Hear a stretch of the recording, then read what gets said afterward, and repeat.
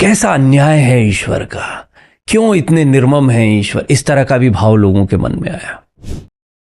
देखिए, प्रकृति ही ईश्वर है और प्रकृति न्याय निरपेक्ष है। मतलब किसी को फेवर कर देगा, किसी को अनफेवर करेगा, ऐसा कुछ नहीं होता है। वैसे ही ब्रह्मांड को फर्क नहीं पड़ता अगर कुछ लोग जीते हैं कि मर जाते हैं। अब कुछ ऐसी बातें जो अभी हाल के दिनों में काफ़ी चर्चा में रही हैं, आपने अभी उस विषय पे बात भी करी जिसका आप जिक्र कर रहे थे। कुछ लोग प्रश्न करते हैं, हमसे भी किसी ने प्रश्न किया, इतने लोग विमान में सवार थे, इतने लोग एक साथ मर गए जिसमें मासूम बच्चे थे, कई लोग थे, युवा थे, कई लोग खुशियों के साथ जा रहे थे।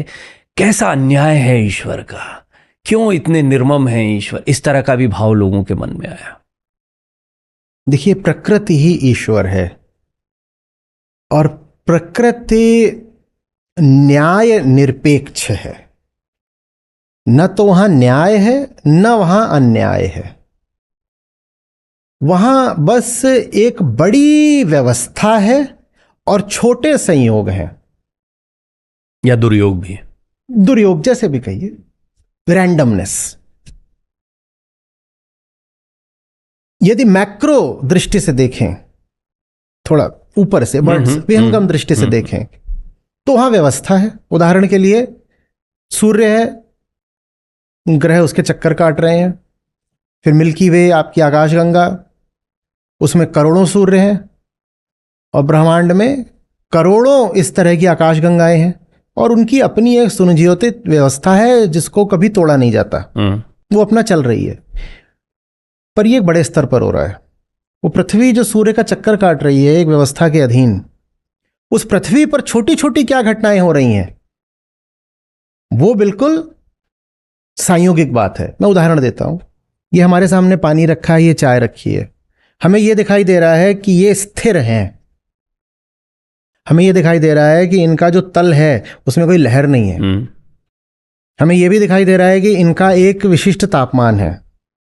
अब मजे की बात यह है कि इनके भीतर जो अणु परमाणु हैं, मॉलिक्यूल्स हैं, वो उस तापमान पर नहीं है जिस तापमान पर ये ओवरऑल एक मैक्रो एवरेज आपको इनका दिखाई दे रहा है। इसके भीतर जो छोटी छोटी घटनाएं घट रही हैं उनकी पूरी एक रेंज है।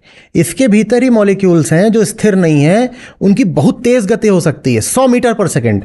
इसके भीतर मॉलिक्यूल 100 मीटर पर सेकंड से चल रहा है। हाँ, बिल्कुल चल रहे हैं। 100 मीटर वाले भी हैं, 1000 मीटर पर सेकंड वाले भी हैं, शून्य वाले भी हैं, एक दिशा में 100 मीटर वाले हैं, दूसरी दिशा में 100 मीटर, माने दोनों की वेलोसिटी बिल्कुल अलग है। ये सब कुछ है, उनकी वेलोसिटीज अलग हैं, उनके टेम्परेचर्स अलग हैं।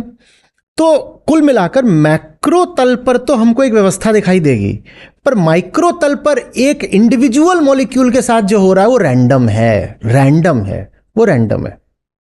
तो हम इंडिविजुअल मॉलिक्यूल्स हैं, हमारे साथ जो हो रहा है वो वैसे ही रैंडम है जैसे कि एक व्यक्ति को हम मरा नहीं मान लेते अगर उसकी कुछ कोशिकाएं मर जाती हैं। आप कहिए कि ये तो बड़ा अन्याय है, मेरी कुछ कोशिकाएं मर गई। नहीं, वो चलता रहता है। वैसे ही ब्रह्मांड को फर्क नहीं पड़ता अगर कुछ लोग जीते हैं कि मर जाते हैं। आपको फर्क नहीं पड़ता ना, लगातार आपकी कोशिकाएं मर रही हैं, जन्म भी ले रही हैं आपके भीतर, कोई फर्क नहीं पड़ता।